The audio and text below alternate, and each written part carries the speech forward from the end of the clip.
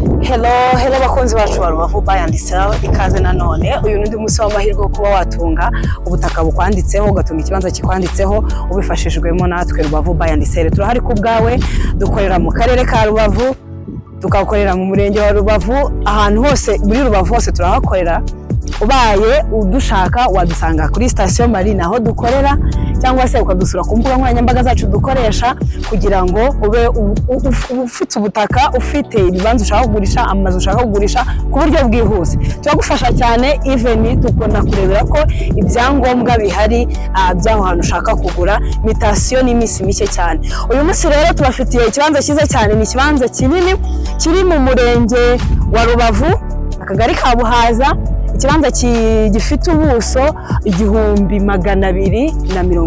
Ikibanza kinini cyane, ndagenda nkibereka uko kingana. Dore ni ukuva hariya ugatambika n'ahantu hanini cyane ushaka gukorera ibikorwa byawe ibyo ari byo byose, wakubaka, wakoramo ibintu byinshi bitandukanye.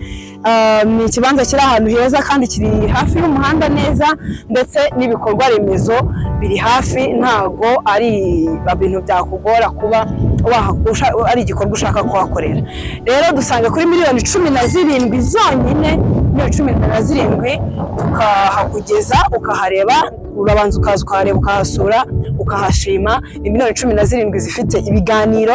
Izo miliyoni 17 niyo cyane ugereranyije n'uburyo aha hantu ari heza, n'uburyo ari hanini, ndetse n'uburyo ari ahantu ushobora gukorera ibikorwa byawe. N'ahantu hisanzuye kandi ni hafi y'umuhanda.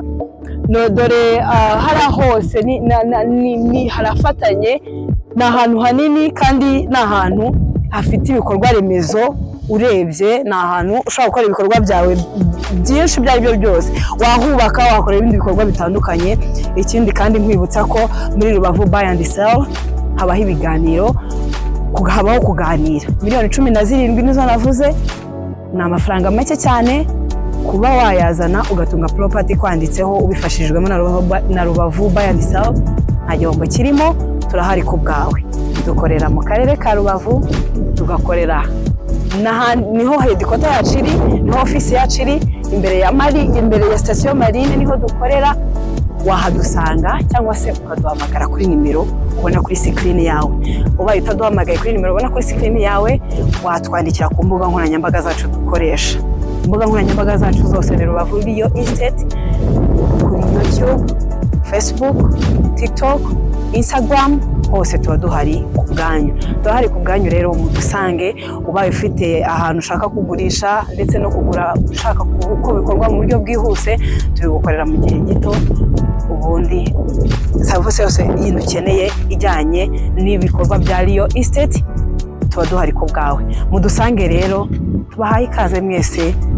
Nshimira abantu mukomeza kudukurikira ku mbuga nkoranyambaga, mbashimira mwese abantu mukomeza kutwereka ko mudukurikirana ibikorwa byacu kuri YouTube, Instagram, Facebook. Commentaire zanyu tujya tuzibona, ndabashimiye cyane. Mukomeze mudukurikire YouTube, wibuke gukanda subscribe, ukore no kunzogera kugira ngo tujye tubana buri munsi, ndetse n'ahandi hose, TikTok, Instagram, hose wibuke kudufollowinga, even na Facebook tuba duhari.